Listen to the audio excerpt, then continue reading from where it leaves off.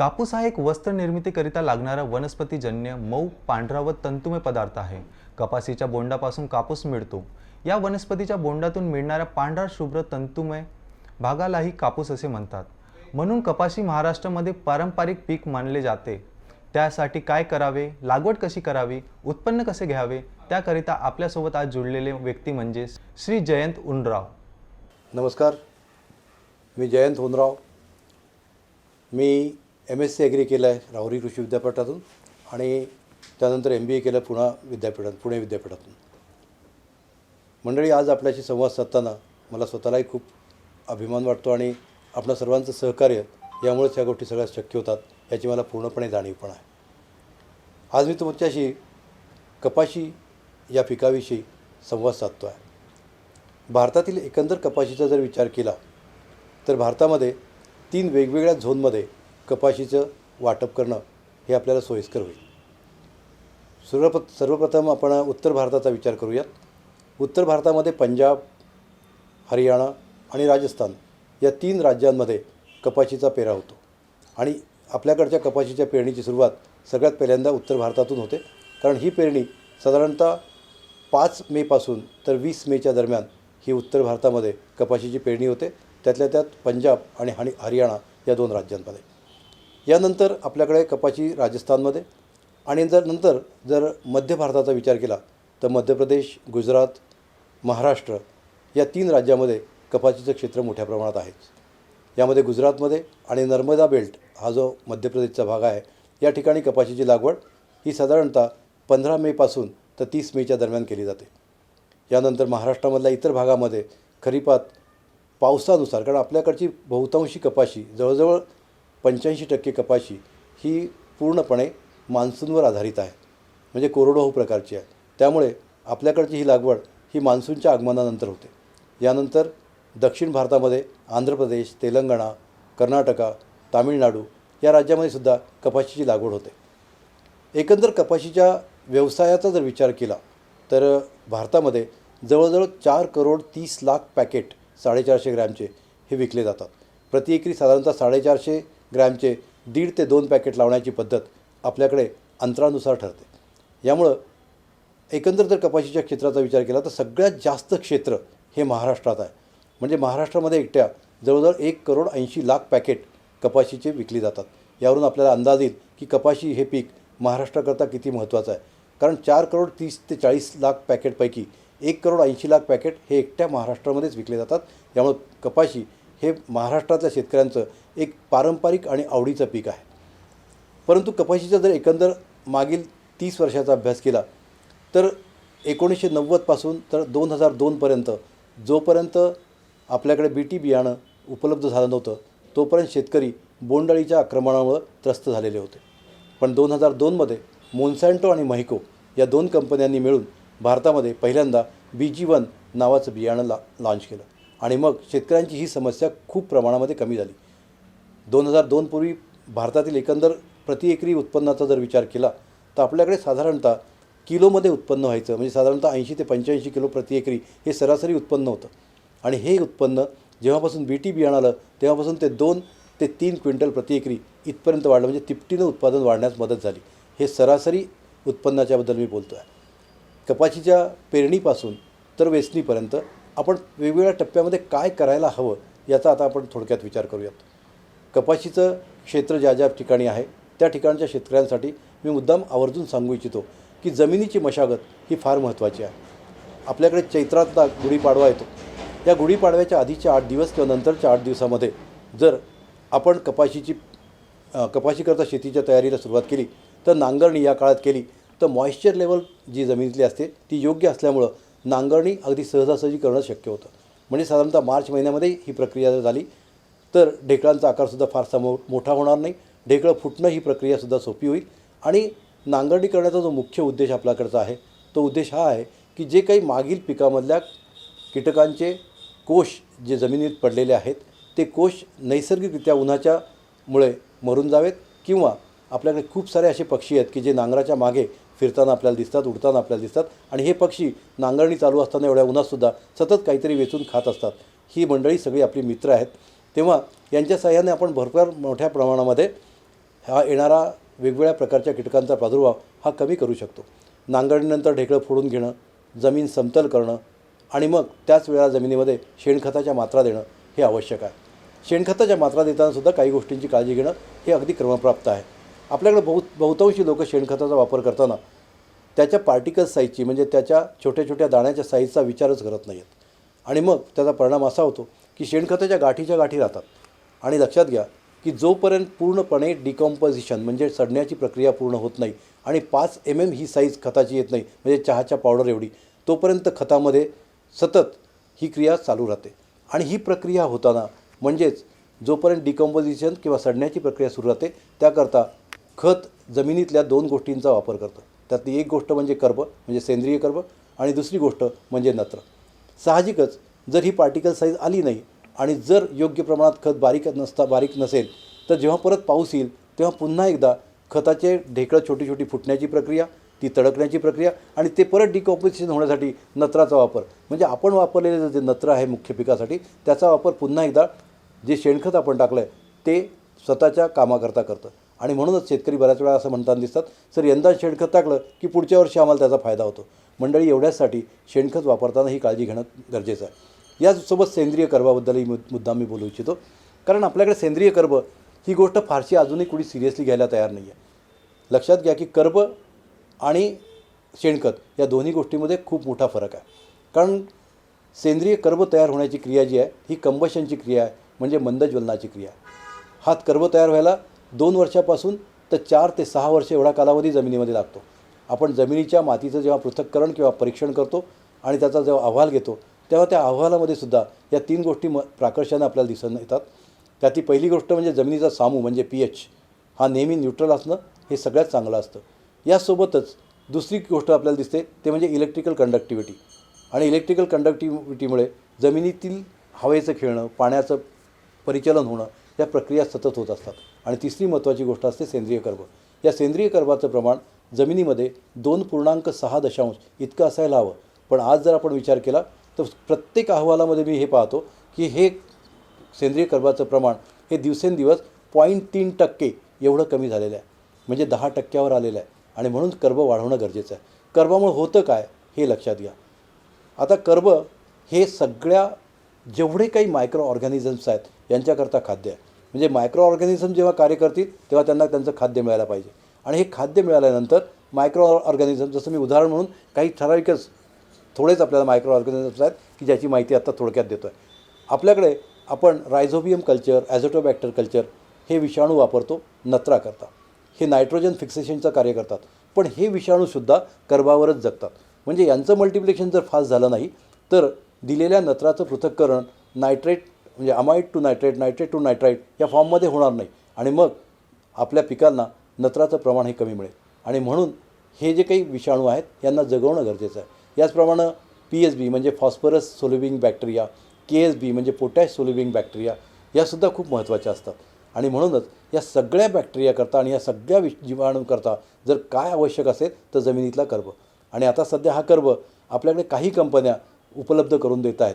हा कर्ब साधारणतः तृणधान्य पिकाला म्हणजे ज्वारी, बाजरी या पिकांकरता प्रति एकरी 1 किलो हा 200 लिटर पाण्यातून द्यावा लागतो. हा पूर्णपणे विद्राव्य स्वरूपातला कर्ब आपल्याकडे उपलब्ध झालेला आहे. सध्या हा मृदा नावाने बाजारात उपलब्ध आहे. याचप्रमाणे जी काही पिकं भाजीपाल्याची आहेत, वांगी, टोमॅटो, मिरची या पिकांकरता प्रति एकरी 2 किलो कर्ब देणं 400 लिटर पाण्यातून हे गरजेचं आहे. पण फळवर्गीय पिकांसाठी सुद्धा प्रति एकरी 2 किलो कर्ब हा देणं हे गरजेचं आहे.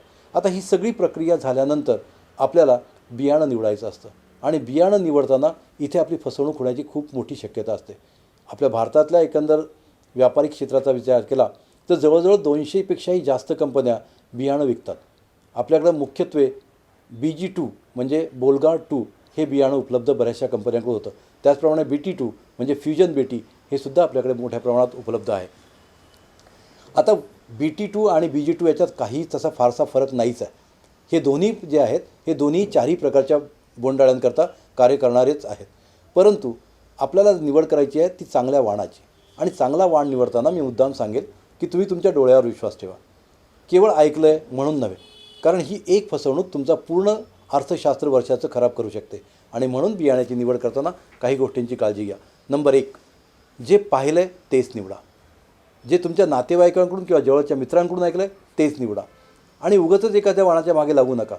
म्हणजे मी बियाण्याच्या बाबतीत अगदी साध्या सोप्या शब्दात हे म्हणेल की बाप दाखवण्याचं श्राद्ध घाल. जर योग्यच प्रकारचं बियाणं मिळालं तरच चांगलं पीक मिळेल. म्हणून आपल्याला आठवेलही की तुकाराम महाराजांनी एका ठिकाणी म्हटलं आहे की शुद्ध बीजा पोटी फळे रसाळ गोमटी. म्हणून चांगलं बियाणं निवडणं हे खूप गरजेचं आहे. आज बाजारामध्ये जवळजवळ 1000पेक्षाही जास्त वाण उपलब्ध आहेत. पण त्यातले एक 15-20 वाण जर सोडले तर सगळेच वाण सगळीकडेच काही चांगले सूट होतात अशातला भाग नाही आहे. आणि म्हणून वाण निवडताना काळजी घ्या. आणि वाण निवडताना आणखी 3 महत्त्वाच्या गोष्टी लक्षात ठेवा. नंबर 1, तुमच्याकडची जमीन कुठल्या प्रकारची आहे. म्हणजे जमीन भारी आहे का, जमीन मध्यम आहे का, की जमीन हलकी आहे, त्यानुसार वाण निवडा. कधीकधी शेतकरी केवळ, कारण आपल्याकडे जी बियाण्याच्या मार्केटची सुरुवात होते ही जळगाव खानदेशमधून होते आणि तिकडे एखादा वाण चालला की तो आपल्याकडेही चालेल असं आपण म्हणतो. पण मंडळी, महाराष्ट्रातल्या जर एकंदर कपाशीच्या क्षेत्राचा विचार केला तर जवळजवळ 30 ते 40% बागायती क्षेत्र हे जळगाव, धुळे आणि नंदुरबार जिल्ह्यात आहे. त्यामुळे तिथे येणारे वाण हे कोरडवाहू करता चांगले असतील याची कुठलीही गॅरंटी नसते. आणि म्हणून आपण आपल्या जमिनीशी बोलायला शिकायला पाहिजे. वाण निवडताना ही सगळ्यात महत्त्वाची गोष्ट आहे. दुसरं, आपल्याला किती कालावधीचा वाण हवा आहे. आपण आत्ता जर बियाणं घेतलं, ते बियाणं टाकलं तर तो वाण, कारण भारतामध्ये जे काही वाण उपलब्ध आहेत ते साधारणतः कमीत कमी 165-170 दिवसापेक्षा कमी कालावधीचा वाण कुठलाच उपलब्ध नाही. आणि हे जर वाण लवकर लावले तर आपण रब्बी हंगामाकरता गहू किंवा चना या पिकाची लागवड करू शकतो. कारण हे 2 किंवा 3 वेचणीत येणारे पण वाण भारतामध्ये उपलब्ध आहेत. तेव्हा आपल्याला काय हवं आहे याचा विचार करा. तिसरं, आपल्याकडे पाण्याची उपलब्धता कशी आहे. कारण काही वाण हे पाण्याशिवाय येऊ शकत नाही. आणि नेहमी मोठ्या बोंडाची जी वाण आपण निवडतो त्याच्याकरता पाण्याची व्यवस्था असणं किंवा गरजेनुसार पाणी उपलब्ध करणं हे खूप गरजेचं असतं. आणि म्हणूनच मी आपल्याला विनंती करेन की या 3 गोष्टीकडे लक्ष ठेवा. त्यामुळं ह्या कंपनीचा वाण चांगला, हाच वाण चांगला असं म्हणण्यापेक्षा माझी जमीन, माझ्याकडची पाण्याची उपलब्धता आणि मला किती कालावधीचा वाण पाहिजे यानुसार वाणाची निवड करा. आणखी एक गोष्ट वाण निवडताना लक्षात घ्या की प्रत्येक वाण हा सारख्याच प्रकारची वाढणारा नसतो. काही सरळ वाढणाऱ्या कपाशी आहेत, काही म्हणजे साधारणतः झुडपी आकाराच्या पण कपाशी आहेत आणि त्यानुसार तुम्हाला वाण निवडायला लागेल. आणि म्हणून वाण निवडणं ही एक फार महत्त्वाची गोष्ट आहे. आता वाण निवडल्यानंतर आणखी पुढची एक महत्त्वाची परीक्षा शेतकऱ्यांसाठी असते, ती म्हणजे मी किती अंतरावरती कपाशीची लागवड करायची. आणि कपाशीची लागवड करताना मला काही गोष्टींची काळजी घेणं आवश्यक असतं. कपाशीची लागवड करताना मला माझ्या जमिनीचा अंदाज घ्यायला पाहिजे, कुठल्या प्रकारची जमीन आहे ते पाहायला पाहिजे, पाण्याची उपलब्धता पुन्हा एकदा पाहायला पाहिजे आणि मग त्यानुसार ही लागवड करायला पाहिजे. सहसा दोन्ही अंतर सम ठेवून पेरणी करू नका. म्हणजे चौरसाकृती पेरणी करणं हे टाळा. जसं 3x3, 4x4 अशा अंतरावरती पेरणी करू नका. पेरणी करताना एक अंतर सम आणि एक अंतर विषम, किंवा जर 4x2वर जरी पेरणी केली किंवा 3x1.5वर पेरणी केली, हलकं जर वावर असेल तर त्यानुसार पेरणी करायला शिका. सहसा आयताकृती लागवड करणं हे जास्त फायद्याचं असेल. कारण जेव्हा चौरसाकृती लागवड होईल तेव्हा जेव्हा ऊन पडेल तेव्हा त्या उन्हामुळे संपूर्ण जमीन ही झाकली जाईल आणि साहजिकच तिथे आर्द्रता वाढेल. आणि जर ती वाढली की साहजिकच विषाणूंचा प्रादुर्भाव, वेगवेगळ्या प्रकारच्या बुरशीचा प्रादुर्भाव, कीटकांचा प्रादुर्भाव हा सुद्धा वाढेल. म्हणजे मोकळी जागामध्ये राहणार नाही. त्यामुळे फवारणी करताना, इतर कामं करताना शेतीच्या मशागतीची ते करणंसुद्धा अवघड होतं. आणि म्हणून लागवड करताना ही काळजी घेणं खूप गरजेचं असतं. आता तिसरी महत्त्वाची गोष्ट, आतापर्यंत आपण पाहिलं जमिनीची निवड, त्यानंतर जमिनीची मशागतीनंतर कर्बाचा वापर आणि त्याचप्रमाणे बियाण्याची निवड आणि आता आपण किती अंतरावर लावायचं ह्या सगळ्या गोष्टींचा आपण अंदाज घेतला. यानंतर जे सुरू होतं ते म्हणजे रासायनिक खतांचं व्यवस्थापन. आपण रासायनिक खतांचा जर विचार केलात तर आपल्या मार्केटमध्ये, आपल्या बाजारामध्ये वेगवेगळ्या प्रकारची रासायनिक खतं उपलब्ध आहेत. एकंदर 16 न्यूट्रिएंटपैकी 3 महत्त्वाची जी न्यूट्रिएंट आपण देतो, अन्नद्रव्य, त्याच्यामध्ये नत्र, स्फुरद आणि पालाश ही महत्त्वाची अन्नद्रव्य आहेत. आणि म्हणूनच ही 3 देताना ही मोठ्या प्रमाणावर द्यावी लागतात. आणि म्हणून यांना मेजर न्यूट्रिएंट असं म्हटलं जातं, मुख्य अन्नद्रव्य असंही म्हटलं जातं. आपण साधारणतः कुठल्याही प्रकारचा जर कपाशीचा विचार केला तर सर्वसाधारणपणे आपल्याला हे जे खतांचा वापर करणं आहे, रासायनिक खतांचा, हा 3 विभागामध्ये विभागून द्यावा लागेल. म्हणजे पेरणीसोबत किंवा पेरणीनंतरच्या पहिल्या 25 दिवसामध्ये आपल्याला एकंदर जे काही आपल्याला खताची मात्रा कपाशीला द्यायची आहे, जशी कपाशीमध्ये 80-40-40 म्हणजे 80 किलो नत्र, 40 किलो स्फुरद आणि 40 किलो पालाश अशा प्रमाणात आपल्याला खताच्या मात्रा द्यायच्या आहेत. याच्यापैकी अर्ध नत्र म्हणजे 40 किलो नत्र पूर्णपणे स्फुरत म्हणजे 40 किलो स्फुरत आणि 30 किलो पालाश यांचा वापर आपण पहिल्या 0 दिवसापासून तर 25 दिवसापर्यंतच करायला हवा. खतांचा वापर करतानाही 2-3 गोष्टी अगदी महत्त्वाच्या आहेत. खताची निवड, खताची योग्य मात्रा, खताची योग्य देण्याची वेळ आणि योग्य पद्धत या तिन्ही गोष्टी ज्यांनी पाळल्या तोच नक्की जिंकू शकतो. अन्यथा खत जमिनीला जाईल आणि त्यामुळं तणांची वाढ ही जास्त होईल आणि आपल्याला समस्या जास्त निर्माण होतील. आणि म्हणूनच खतांचा वापर करताना सर्व शेतकऱ्यांनी कुठलंही पीक असो या 3 गोष्टींच्या बाबतीत नेहमी काळजी घ्यायला हवी. त्यातली पहिली गोष्ट योग्य खताची निवड, योग्य मात्रेची निवड, योग्य वेळेची निवड आणि योग्य प्रकारे खत देणं. आता ह्या 3-4 गोष्टी आहेत तरी काय हे पण आपण समजून घेऊ. मी आत्ताच सांगितलं कपाशीमध्ये 80-40-40 अशा प्रकारे आपण खताचा वापर करतो. मग आता हे खत करताना हे 3 विभागात विभागून द्यायचं आहे. म्हणजेच पहिली मात्रा पहिल्या 25 दिवसापर्यंत किंवा 30 दिवसापर्यंत, दुसरी मात्रा 55 ते 65 दिवसाच्या दरम्यान आणि तिसरी मात्रा 85 ते 90 दिवसाच्या दरम्यान अशा प्रकारे आपल्याला खताच्या मात्रा विभागून द्यायच्या आहेत. आता हे खत देताना पहिली मात्रा देताना प्रति एकरी 40 किलो नत्र, 40 किलो स्फुरद आणि 30 किलो पालाश आणि यासोबत चांगल्या प्रकारच्या सूक्ष्म अन्नद्रव्याची एक 10 किलोची बॅग आणि प्रति एकरी 1 किलो सेंद्रिय कर्ब म्हणजे मृदाचा वापर करणं हे खूप आवश्यक असतं. आता यानंतरची दुसरी मात्रा जेव्हा आपण खताची देणार आहोत तेव्हा प्रति एकरी राहिलेल्या 40 किलो नत्रापैकी 20 किलो नत्र आणि त्यासोबत पुन्हा एकदा आपल्याला 5 किलो सूक्ष्म अन्नद्रव्य हे द्यायला हवं. आणि तिसरी आणि शेवटची मात्रा जेव्हा आपण देतो ती साधारणतः 75 ते 90 दिवसाच्या दरम्यान, तेव्हा प्रति एकरी पुन्हा एकदा आपल्याला 20 किलो राहिलेलं नत्र, 10 किलो राहिलेलं पोटॅश म्हणजे पालाश आणि पुन्हा एकदा सेंद्रिय कर्ब प्रति एकरी 1 किलो आणि 5 किलो सूक्ष्म अन्नद्रव्य अशा प्रकारे विभागून या मात्रा द्यायच्या आहेत. आता हे सांगितल्यानंतर सामान्य शेतकऱ्यांना ह्या मात्रा कळत नाहीत. यासाठी मी अगदी सोप्या भाषेत सांगतो. अगदी सुरुवातीला आपण जर DAP किंवा 10-26-26 या खतांचा वापर करणार असेल तर प्रति एकरी 2 बॅग DAPच्या किंवा 2 बॅग 10-26-26च्या आणि त्यासोबत DAP जर वापरला असेल तर 1 बॅग पोटॅशची आणि 1 बॅग युरियाची आणि 10-26-26 जर वापरला असेल तर युरियाची 1 बॅग ही देणं आवश्यक आहे. ह्या मात्रेनंतर दुसरी मात्रा देताना आपण फक्त युरिया देणार आहोत. 20 किलो प्रति एकरी नत्र देताना युरियाच्या बॅगमध्ये साधारणतः 46 किलो नत्र असतं आणि ह्या 46 किलोपैकी आपल्याला 20 किलो नत्र द्यायचं आहे. तर एक 4-5 किलो युरिया कमी दिला म्हणजे 45 किलो जरी प्रति एकरी युरिया दिला तरीसुद्धा चालेल. आणि शेवटच्या मात्रामध्ये पुन्हा एकदा युरियाची 1 बॅग आणि पोटॅश प्रति एकरी 25 किलो असं विभागून आपल्याला ही खतं वापरायची आहेत. कारण या प्रत्येक अन्नद्रव्याचं कार्य वेगळं आहे. सुरुवातीला जर आपण नत्र हे 3 विभागात विभागून देतो आहोत याचं कारण झाडाची कायिक वाढ ही प्रत्येक वेळा सुरूच राहते. परंतु झाडामध्ये स्फुरद जर सुरुवातीला वापरला असेल तर झाडांच्या प्रत्येक फांदीमध्ये ब्रँचेसमध्ये बळकटी येते. म्हणजे कितीही वजन जरी बोंडांचं असेल तर ते पेलण्याची ताकद झाडामध्ये यावी म्हणून स्फुरद पहिल्यांदा वापरायचं आहे. आणखी एक महत्त्वाची गोष्ट लक्षात घ्या, स्फुरद किंवा पालाश हे जेव्हा आपण देतो ते त्यानंतर पिकाला उपलब्ध होण्याचा कालावधी हा 20 ते 25 दिवसाचा असतो आणि म्हणून पलाशची आणि स्फुरदची मात्रा ही सुरुवातीलाच देणं आवश्यक असते. स्फुरद त्यानंतर जर वापराल म्हणजे आपल्याकडे खूप साऱ्या लोकांना DAP किंवा स्फुरदची मात्रा सिंगल सुपर फॉस्फेटची मात्रा ही नंतर देण्याची सवय आहे. पण मंडळी ही एक घातक सवय आहे. कारण याचा वापर करणं म्हणजे आपण ॲल्युमिनियमला वरती काढतो आणि मग साहजिकच आपल्याकडे लाल्या या रोगाचा प्रादुर्भाव वाढायला लागतो आणि म्हणून स्फुरदचा वापर नंतरच्या हप्त्यामध्ये करू नका. नंतर आपल्याला फक्त नत्र आणि पोटॅश याचीच मात्रा द्यायची आहे. कित्येक लोक पोटॅश मिळत नाही म्हणून सांगतात आणि पोटॅशचा वापर करत नाही.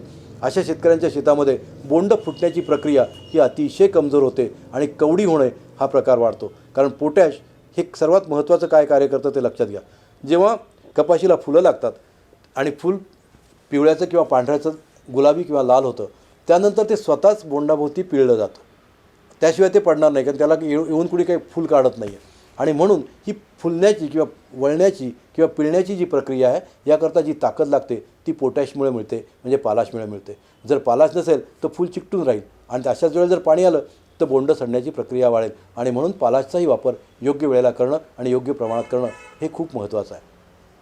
आता खताच्या व्यवस्थापनानंतर आपण आणखी एका विषयाकडे वळत आहोत आणि तो विषय म्हणजे पीक संरक्षण किंवा किडींचं व्यवस्थापन.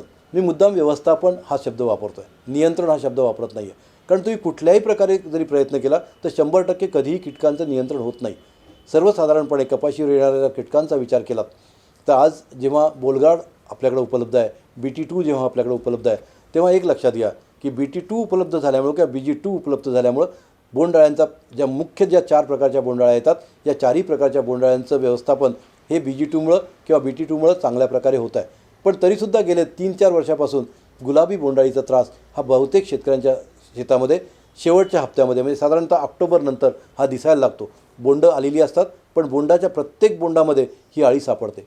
ह्या अळीचा प्रादुर्भाव जर आपल्याला रोखायचा असेल तर ही अळी फुलाच्या अवस्थेमध्येच पिकावरती आक्रमण करते आणि ही फुलाच्या आतमध्ये राहते. ज्या ठिकाणी ही अळी आतमध्ये आहे त्या ठिकाणची फूल हे उमलत नाही, हे बंद राहतं. त्याच वेळेला समजून घ्या की गुलाबी बोंडअळीचा प्रादुर्भाव झालेला आहे. याकरता या अळीचं नियंत्रण करण्याकरता किंवा व्यवस्थापन करण्याकरता आपल्याला 2 महत्त्वाच्या गोष्टी करायच्यात. म्हणजेच जो अंधाराचा कालावधी आहे म्हणजे अमावस्येच्या साधारणतः आधीचे 5-7 दिवस आणि नंतरचे 5-6 दिवस या कालावधीमध्ये आपल्याला माहिती आहे की याचं आक्रमण कधी होतं. त्या कालावधीमध्ये प्रति एकरी 2 मोठे पिवळ्या रंगाचे फोकस जर आपण लावले तर त्याच्याकडे याचे पतंग आणि मादी आकर्षित होतात. त्याचप्रमाणे फेरोमेन ट्रॅपचा जर वापर केला तर त्याकडेही यांच्या नर पतंग आकर्षित होतात आणि याचं व्यवस्थापन हे अधिक कमी खर्चामध्ये आपण जवळजवळ 60 ते 70% करू शकतो. आणि त्याच अवस्थेमध्ये प्रोफॅनोफॉस आणि क्युनॉलफॉस या 2 औषधांचा एकत्र मिळून जर फवारणी केली तर ह्या अळीचं व्यवस्थापन आपण चांगल्या प्रकारे करू शकतो. हे झालं आपल्या गुलाबी बोंडअळीबद्दल. बाकीच्या अळ्या तर मी तुम्हाला सांगितलं की BG2मध्ये किंवा BT2मध्ये चांगल्या प्रकारेच कंट्रोलमध्ये येतात. आता राहिला त्याच्यानंतरचा पुढचा मुद्दा, तो म्हणजे अळ्यांच्या सोबत आणखी कुठले कीटक आपल्याला त्रास देतात. यामध्ये रस शोषक कीटकांचा आपल्याला विचार करावा लागेल, कारण अजून तरी कुठलीही बोलगाडसारखी टेक्नॉलॉजी ही रस शोषक कीटकांसाठी उपलब्ध झालेली नाही आहे. त्यामुळं रस शोषक कीटकांचा प्रादुर्भाव जर आपल्याला रोखायचा असेल तर त्या कीटकांना ओळखायला शिका. पहिला कीटक आहे मावा. मावाचं जेव्हा आक्रमण कपाशीवर होतं हे सुरुवातीच्या कालावधीमध्ये तेव्हा त्याची पानं ही खालच्या बाजूला चुरडल्यासारखी होतात. आणि मावा हा एक असा कीटक आहे की ज्याला निसर्गतः उपजताची शक्ती दिली गेलेली आहे की एक मावा आपल्यासारखा मावा नवीन जीव तयार करू शकतो. म्हणजे याच्यामध्ये क्रॉसिंग व्हायची गरज नाही, प्रत्येकाला ही उपजत शक्ती आहे. आणि म्हणून माव्याचं नियंत्रण करणं, जोराचा पाऊस आला तरी होऊ शकतं, पण माव्यासाठी खूप सारी औषधं उपलब्ध आहेत. माव्यानंतर जो दुसरा महत्त्वाचा कीटक जो रस शोषणारा आहे त्यामुळे तुडतुडा, फुलकिडा, पांढरी माशी ह्या 4 कीटकांचा प्रादुर्भाव कपाशीवर फार मोठ्या प्रमाणात होताना दिसतो. जर फुलकिड्यांचा प्रादुर्भाव झाला असेल तर पानाच्या खालच्या बाजूला शिरा ज्या आहेत त्या शिरा ह्या ज्या आहेत त्या कुरतडल्यासारख्या दिसतात आणि सिल्वरी म्हणजे चांदीसारखा रंग आलेला दिसतो. तुडतुड्यांचा प्रादुर्भाव जेव्हा फार मोठ्या प्रमाणात होतो आणि ह्या वर्षी तर तुडतुडे सगळ्याच पिकावर खूप मोठ्या प्रमाणात होते. अगदी घराघरामध्ये तुडतुड्यांनी त्रास दिलेला आहे. रात्रीच्या वेळेला खूप मोठ्या प्रमाणात तुडतुडे दिसत होते, अगदी धानावर पण आणि त्याचप्रमाणे कपाशीवर पण. तर ह्या तुडतुड्यांचा जर प्रादुर्भाव रोखायचा असेल तर आपल्याला या कालावधीमध्ये जर आपण उलालासारखं एखादं औषध जर वापरलं तर किंवा पनामा या दोन्ही औषधामुळे आपण तुडतुड्यांचं व्यवस्थापन आणि मोनोक्रोटोफॉस या तिन्ही औषधाने आपण चांगल्या प्रकारे या तुडतुड्यांचं व्यवस्थापन करू शकतो.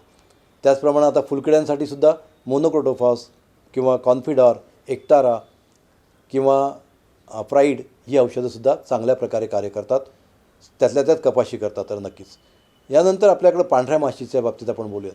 पांढऱ्या माशीच्या व्यवस्थापनाबद्दल खूप सारे लोक बोलतात. मित्रांनो, कीटकांच्या वाढीचे 2 प्रकार असतात. यामध्ये पूर्ण वाढ पद्धत आणि अपूर्ण वाढ पद्धत अशा 2 पद्धती आपल्याला दिसतात. पूर्ण वाढ पद्धतीमध्ये कपाशीमध्ये येणाऱ्या कीटकांमध्ये किंवा इतरही कुठल्या कीटकांमध्ये अंडी, अळी, कोशावस्था आणि पूर्णावस्था किंवा प्रौढावस्था अशा 4 अवस्था दिसतात. जसं अळी ही त्यातली एक अवस्था आहे म्हणजे कीटकांच्या वाढीची.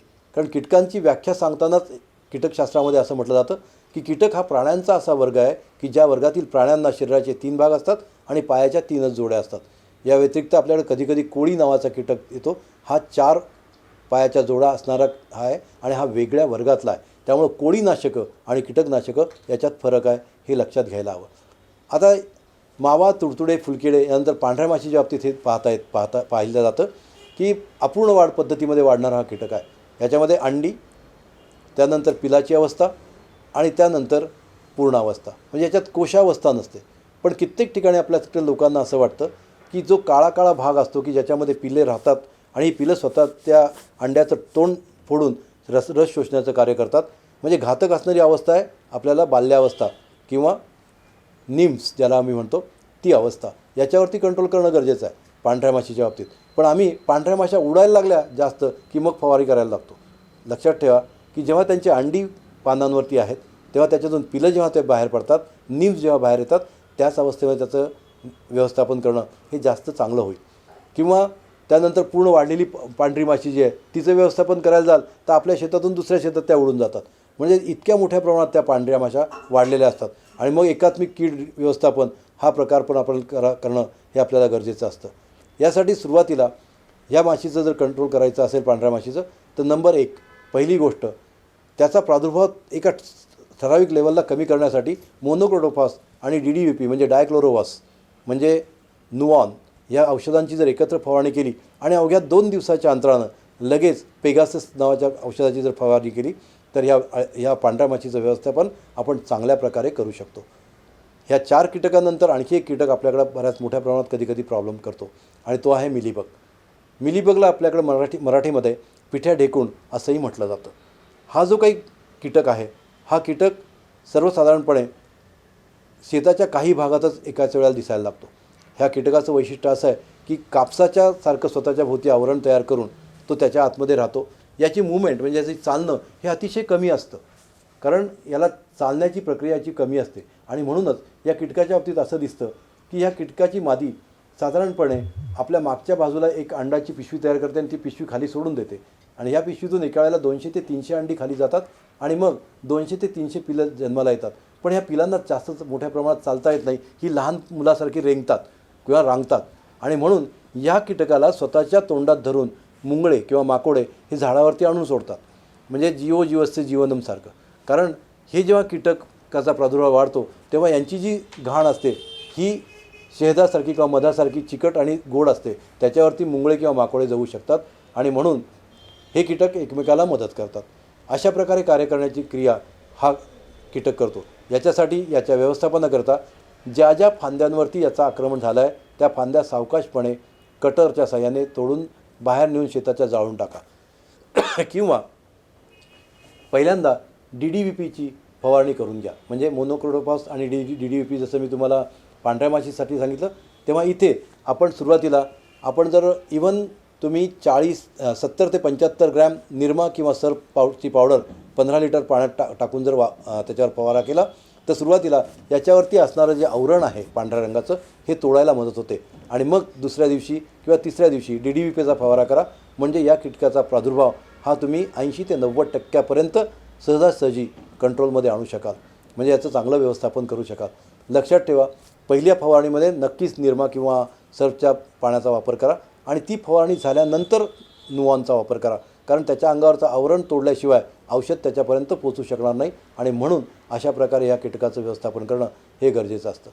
अशा या सगळ्या गोष्टीची काळजी जर आपण कपाशीच्या एकंदर क्षेत्रामध्ये किंवा कपाशीचं पीक घेण्यामध्ये जर केली तर नक्कीच चांगल्या प्रकारे कोरडवाहूमध्ये 7 ते 8 क्विंटल आणि ओलिताच्या क्षेत्रामध्ये वाणानुसार 15 ते 25 क्विंटलपर्यंत सरासरी उत्पन्न आपल्यासारखे सगळे शेतकरी हे सहजासहजी घेऊ शकतील.